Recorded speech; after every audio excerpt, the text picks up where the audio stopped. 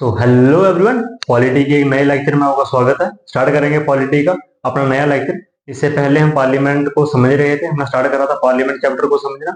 उसके one one article हमने समझे, इससे पहले जितने भी आर्टिकल्स थे उनको हम देख चुके हैं। ठीक है, अभी तक अगर आपने वो वाले हमारे जो आर्टिकल्स हैं, जो वो वाले लेक्चर्स हैं वो नहीं देखे, तो सबसे पहले जाके वो वाले लेक्चर्स देखें, ताकि आपको आगे आने वाले लेक्चर जितने में वो अच्छे से समझ आ सके। तो स्टार्ट करते हैं अपना नेक्स्ट, जिसमें कि आज हम समझेंगे आर्टिकल 82 से लेकर आर्टिकल 88 तक जितने भी आर्टिकल हैं उनको वन बाय वन डिटेल में समझते जाएंगे। तो सबसे पहले हमारे पास आता है आर्टिकल 82। आर्टिकल 82 क्या बोलता है, इसकी डेफिनेशन क्या है? आर्टिकल 82 बोलता है कि रीएडजस्टमेंट आफ्टर ईच सेंसिस।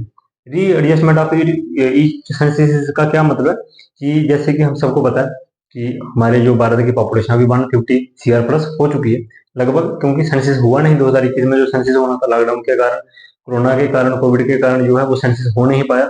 लेकिन हम सबको पता है कि 150 प्लस सीआर जो है वो क्रॉस कर चुकी है।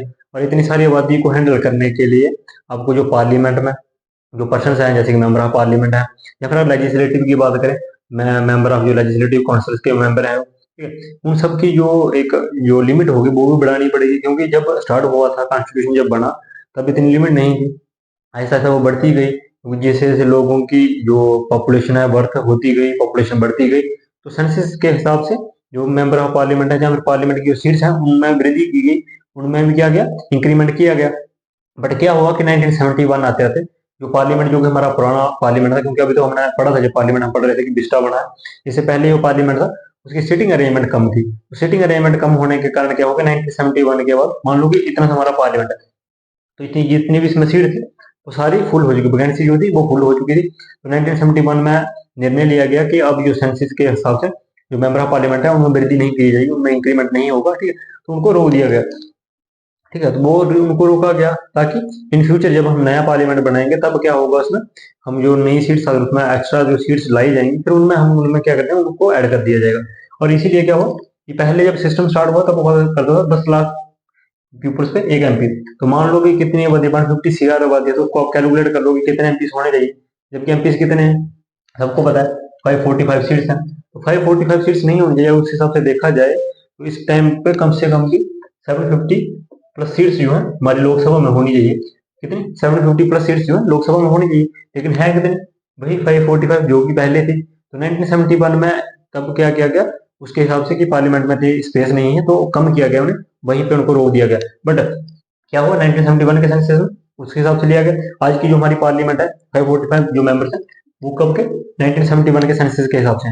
बट 2002 में क्या हुआ, 84th अमेंडमेंट हुआ। अमेंडमेंट क्या होता है, जब हम कॉन्स्टिट्यूशन में ही कुछ चेंजिंग करते हैं तो उसको हम बोलते हैं अमेंडमेंट। तो अमेंडमेंट किया गया 84th अमेंडमेंट 2002 में किया गया, जिसके हिसाब से कि 2026 में जब होगा, 2026 में क्या होगा कि जो सीट्स हैं उनको फिर से बढ़ाया जाएगा। और किस बेसिस पर, क्योंकि अगर 1971 के हिसाब से जाएंगे बढ़ाने के लिए तो हमें 81 का, 91 का, 2001 वो वाले 30 साल भी लेने पड़ेंगे। उस हिसाब से तो कम से कम भी हमारी जो सेंसस चली जाएगी वो चलेगी 1K प्लस, मतलब 1000 प्लस। 1000 प्लस इतनी सीट्स तो अभी भी हमारे जो नया पार्लियामेंट है उसको मिला के भी नहीं होगी। फिर तो दोनों पार्लियामेंट में बढ़ाना पड़ेगा, कुछ इस साइड कुछ इस साइड। तो क्या किया गया कि 2026 में क्या किया जाएगा कि 2001 के सेंसस के हिसाब से, ठीक है, 2000 जो एक के बाद का जो सेंसस, मतलब ऐसा नहीं होगा कि 2001 में हम सेंसस करेंगे तो 2021 के सेंसस के हिसाब से लोगों को नहीं देंगे।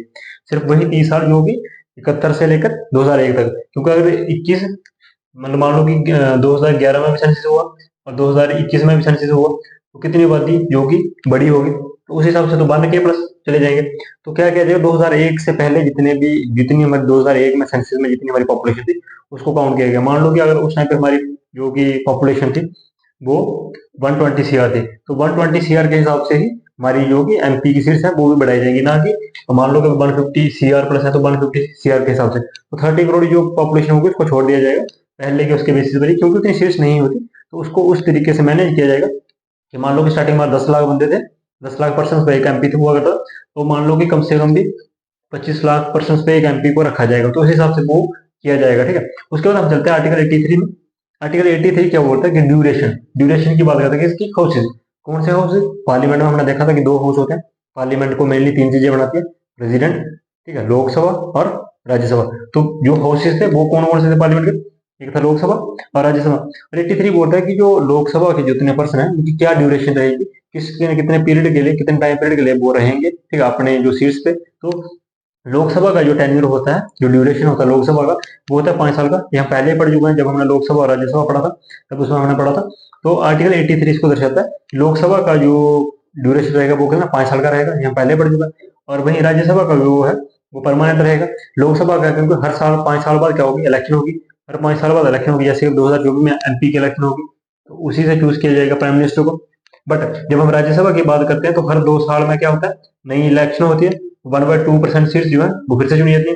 फिर नेक्स्ट 2 में 1/2, और उससे फिर अगले 1/2, तो 1/1, 1/2, 1/2 और 1/2 अगर हम प्लस करें तो कितना आता है हमारे पास, ठीक है। क्योंकि मेनली जो सीट्स हैं वो उस हिसाब से ली जाएंगी कि टोटली जो है वो एक पीरियड को चला सके। तो एक पीरियड को कितने सालों में चलाया जाएगा, 6 सालों में। बट इन 6 सालों में जब ये वाले जाएंगे तो इनके बदले में 1/2 और ऐड किए जाएंगे, इनके बदले में 1/2 और ऐड किए जाएंगे, इनके बदले में 1/2 और ऐड किए जाएंगे। हर साल वो बढ़ते जाएंगे, जितने कम होंगे उतने ही वो हर साल बढ़ भी जाएंगे। तो मेनली इसलिए किया जाता है क्योंकि जब लोकसभा का ड्यूरेशन होता है, जब लोकसभा को भंग किया जाता है, जब इलेक्शन होगी, तब उस टाइम पे भी कोई चाहिए ना जो हमारे कंट्री के डिसीजन है, कौन लेगा, वो राज्यसभा में डिसीजन लिए जाते हैं। जैसे कि इमरजेंसी के केस में तो लोकसभा डिसॉल्व कर दी गई है, लोकसभा ही नहीं है तो लोकसभा डिसॉल्व कर, तो कौन उसके निर्णय लेगा, तो वो लेगा राज्यसभा। तो कोई ना कोई तो होना चाहिए जो देश को संभाले उस टाइम पे। तो राज्यसभा में जितने मिनिस्टर्स होते हैं वो उस टाइम पे देश को संभालते हैं। देन हम बात करते हैं 84 की।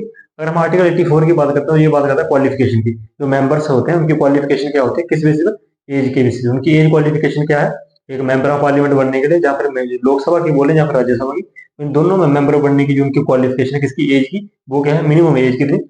तो लोकसभा के लिए मिनिमम एज 25 ईयर्स, और राज्यसभा के लिए मिनिमम एज जो 30 ईयर्स।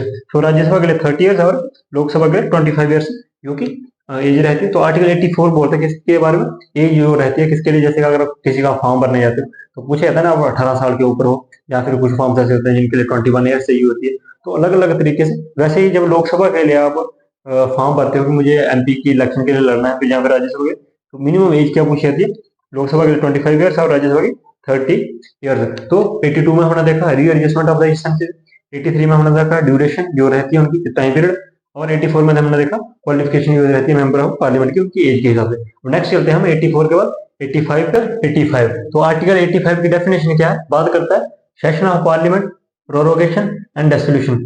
अब सेक्शन क्या होते हैं, सेशन जितने भी सेशन होते हैं पार्लियामेंट में वो कौन कौन से होते हैं उनको समझेंगे। प्रोरोगेशन का क्या मतलब है, डिसोल्यूशन का क्या मतलब। सबसे पहले स्टार्ट करते हैं सेशन जो है पार्लियामेंट के। तो सेशन मेनली देखा जाए तो 3 सेशन होते हैं, ठीक है। जैसे कि यहाँ पे लिखा हो बजट सेशन, ठीक है, second one is monsoon session and winter session.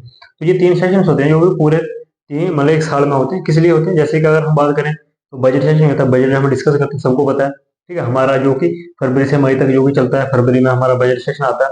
हर किसी को पता है कि बजट सेशन जो है वो कब आता है, फरवरी मार्च में। मेनली मार्च में हमारा क्या होता है, पिछले साल का जो एंड होता है, जबकि ये सिस्टम गलत है। साल हमारा 31 दिसंबर को खत्म होता है, और हमारा जो फाइनेंशियल ईयर चलता है वो चलता है 31 मार्च तक। 31 मार्च को हमारा जो कि देश अगर देखा जाए फाइनेंशियली जो है वो खत्म होता है हमारा देश का जो है। तो ऐसे देश जो है वो 31 दिसंबर को जो कि पूरा जो साल है उसका खत्म हो गया। और अगर फाइनेंशियल देखा जाए तो फाइनेंशियल ईयर हमारा खत्म होता है 31 मार्च को। इसीलिए हमारा जो बजट सेशन है वो लिया जाता है फरवरी से लेकर मई तक। देन हमारा जो मानसून सेशन है जुलाई से अगस्त तक। हमारा विंटर सेशन है नवंबर से दिसंबर तक। ठीक है, तो ये 3 सेशन जो कि हमारे चलते हैं। और बजट सेशन जो है वो देखा जाए तो इसमें तीनों सेशनों में सबसे लंबा कौन सा, वो बजट सेशन ही है। अगर हम बात करें तो इन सेशन में क्या किया जाता है, मेड किए जाते हैं, लास्ट मेड किए जाते हैं। जैसे अगर बजट सेशन की बात करें तो कितना बजट हम अगले साल के लिए रखेंगे। मान लो कि 2023 में वो जो बजट होगा वो 2024 की बात करेगा, 2024 मार्च तक। 2024 में जो बजट तैयार हुआ होगा वो 2025 तक का जो भी कार्य होगा उसकी जो कि लिस्टेड, मान लो कि आपको कुछ काम करना है तो आप पहले क्या करोगे, उसको लिस्ट करोगे कि मुझे ये काम करना है। देन 1 टिक, 2 सेकंड टिक, 3rd टिक। तो बजट मतलब क्या होता है, मैंने देखा जाए तो पूरा एक साल तक हम किस किस चीज पे पैसे खर्च करेंगे, कौन सी डेवलपमेंट लेकर आएंगे, ठीक है। तो उस पे जो बात होती है वो होती है बजट सेशन। बजट सेशन का मतलब ये नहीं होता, बजट सेशन में मेनली 3 चीजें होती है। अगर हम देखें तो उस पर हम बाद में बता जाएंगे। एक तो होता है कि हमें पिछले साल का ब्यौरा देना होता है कि कितना पैसा कहाँ पे हमने खर्च करा, जो जो हमने स्कीम्स लेकर आए वो हमने पूरी करी कि नहीं करी। एक आता है कि उस टाइम पे जो पैसे उसमें से निकालने हैं नेक्स्ट सेशन के लिए, उसमें फिर एक नेक्स्ट जो प्लान होता है। तो उसी में बजट सेशन, बजट जो है अगर हम बोले कि बजट आया तो बजट में नेक्स्ट ईयर हम क्या क्या करने वाले हैं उसकी बात होती है, ठीक है। उसी तरीके से मानसून और विंटर सेक्शन में भी क्या होता है कि कैसे कैसे हम देश की डेवलपमेंट के लिए जब कुछ मुद्दे हैं उन पे बात होगी, कौन सा बिल लेकर आए उस पर बात होगी। वो 3 सेशन रहते हैं। और ये 3 सेशन कौन बुलाता है? ये बुलाए जाते हैं प्रेसिडेंट के द्वारा, और इसी को बोलते हैं 3 सेशन को बुलाना, किसको उनको बोलते हैं? प्रोरोगेशन। तो सेशन किसके द्वारा बुलाए जाते हैं? प्रेसिडेंट के द्वारा बुलाए जाते हैं, और उनको कहता है प्रोरोगेशन। देन हम बात करें, एक होता है डिसोल्यूशन, जो हमने थर्ड पार्ट देखा था ना। डिसोल्यूशन मतलब क्या होता है? कोई भी सेशन जब बुलाया जाता है उसका मान लो कि एंड भी होगा, तो सेशन बुलाया गया प्रेसिडेंट के द्वारा, और उसका जो एंड होगा वो कौन एंड करेगा? वो करेंगे चेयरमैन राज्यसभा के, क्योंकि राज्यसभा के यार हेड करें, हेड की बात करें तो वो चेयरमैन होते हैं, हमने पढ़ा था पहले। तो चेयरमैन मेनली कौन होता है? Vice president. तो वाइस प्रेसिडेंट जो है वो चेयरमैन है। और उसी तरीके से लोकसभा के जो कि हेड कौन होते हैं? वो होते हैं स्पीकर। जैसे कि हमने सुना होगा कि बिरला जी हमारे स्पीकर है काफी टाइम तक, तो ओम बिरला करके। तो स्पीकर जो है वो क्या करते हैं? डिस्ट्रीब्यूशन डिजॉल्व करते हैं इसको। तो स्टार्ट कौन करते हैं? प्रेसिडेंट, और खत्म कौन करते हैं? चेयरमैन। और स्पीकर जो है राज्यसभा में चेयरमैन और लोकसभा में स्पीकर। तो 85 मेनली किसकी बात करता है? कि सेशन की, पार्लियामेंट की प्रोरोगेशन और डिस्ट्रीब्यूशन, तीनों वर्ड्स की बात करता है किसमें? आर्टिकल 85 में। अब हम बात करते हैं कि मान लो हमने सेशन की बात कर ली, लॉ तो हमने बना दिए जितने भी बनाए।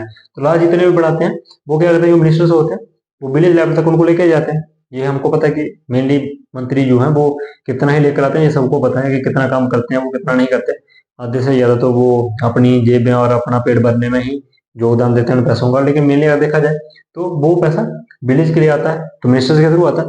अब यहाँ पे ये सिस्टम तो हमने समझ लिया, यहाँ पे सेशन होंगे, ये लॉज बनाएंगे।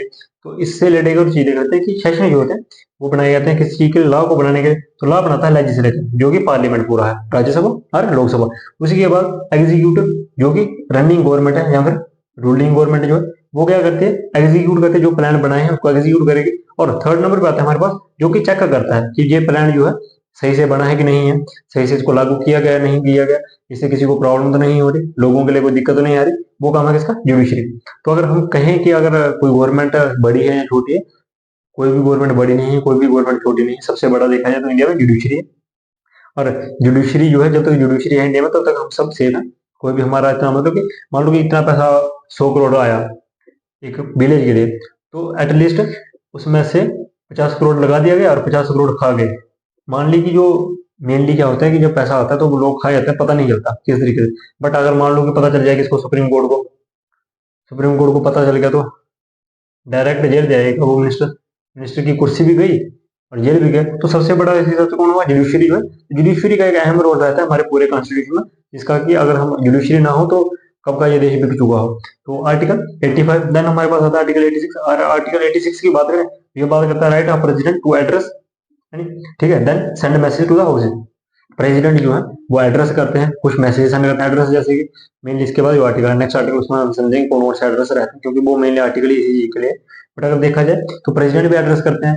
जैसे कि मैं आपको एड्रेस कर रहा हूँ, पढ़ा जैसे मैं पढ़ा रहा हूँ तो मैं आपको एड्रेस कर रहा हूँ, तो प्रेसिडेंट भी एड्रेस करते हैं लोकसभा को, राज्यसभा को, कुछ अपने भाषण देके, या फिर उनको कोई मैसेज पास करना हो, जैसे कोई बिल आया तो उस पर कोई मैसेज पास करना हो या कुछ भी मैसेज पास करना हो, तो वो राइट किसके पास है? प्रेसिडेंट के पास है। वो राइट कौन देता है उनको? आर्टिकल 86 उनको ये राइट देता है कि वो क्या करते हैं? लोकसभा में मैसेज भेज सकते हैं, राज्यसभा में मैसेज भेज सकते हैं, ठीक है, एड्रेस कर सकते हैं। एड्रेस मतलब जो भी हम बात करेंगे, जो भी होगा वहां पे जाके, तो राज्यसभा और लोकसभा में। देन हमारे पास आता है आर्टिकल 87।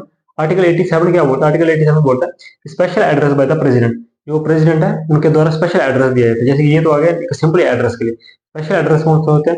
जैसे कि बजट सेशन जब स्टार्ट होगा तो मैंने बोला कौन बुलाता है? प्रेसिडेंट। तो सबसे पहले प्रेसिडेंट स्टार्ट करेंगे कि स्वागत है आप सबका, हम जो है नए साल का बजट सेशन जो है उसको स्टार्ट करने जा रहे हैं, तो उस पर जितनी भी कार्रवाई होगी उसको स्टार्ट किया जाए, तो प्रेसिडेंट उसको स्टार्ट करके चले जाएंगे। तो कौन करेगा? वो प्रेसिडेंट। जैसे कि नई लोकसभा आएगी तो प्राइम मिनिस्टर को कौन वो करवाता है? और कौन दिलवाता है? प्रेसिडेंट दिलवाएंगे।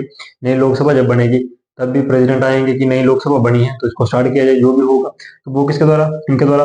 देन जब प्रेसिडेंट खुद प्रेसिडेंट बनते हैं तब उनका एक एड्रेस होता है, क्योंकि सबको उनको लोकसभा और राज्यसभा में दोनों में जाकर उनको बोलना पड़ता है, उनका शुक्रिया करना पड़ता है, क्योंकि उन्होंने ही उन्हें बनाया है, तो उसको बोलते हैं थैंक्स एड्रेस। तो इस तरीके जो एड्रेस है वो रहता है स्पेशल एड्रेस, किसके द्वारा? प्रेसिडेंट के द्वारा। देन हमारे पास आता है आर्टिकल 88। आर्टिकल 88 क्या बोलता है कि right of ministers and attorney general as respect house. Respect house कौन सा है? राज्यसभा और लोकसभा दोनों में ही। जो अटर्नी मिनिस्टर, अटर्नी जनरल है, मिनिस्टर, उनको कुछ राइट्स दिए गए। जैसे कि मिनिस्टर्स के कुछ राइट्स हैं, ये तो हमको पता है कि वो वोटिंग भी कर सकते हैं, वो वहां पे बोल सकते हैं, वहां पे बैठ सकते हैं पार्लियामेंट में। सेम अटर्नी जनरल को भी कुछ राइट्स होते हैं। उनके क्या राइट्स हैं? कि वो पार्लियामेंट में बैठ सकते हैं बट वोट नहीं कर सकते। ये हमने पहले पढ़ लिया था जब हम अटर्नी जनरल के बारे में हम पीछे पढ़ा। अगर आपने वो वाले लेक्चर नहीं देखे हैं तो कृपया जाके पहले उनको देख लें, क्योंकि आपको हेल्पफुल रहेंगे।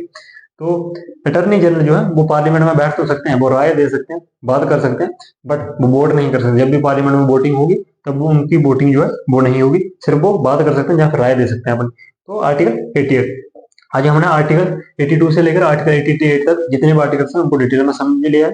होप करता हूँ आपको वो समझ आए होंगे। अगर आपको कुछ भी प्रॉब्लम आ रही है इनमें या फिर कहीं पे आपको हमारी समझ नहीं आ रही, तो आप हमें कमेंट सेक्शन में बता सकते हो, ठीक है। हम इम्प्रूव करने का कोशिश करेंगे, किस तरीके से हम आपके लिए और अच्छा जो कंटेंट है वो तैयार कर सकें, उस पर हम फोकस करेंगे। तो आज के लिए इतना रखते हैं।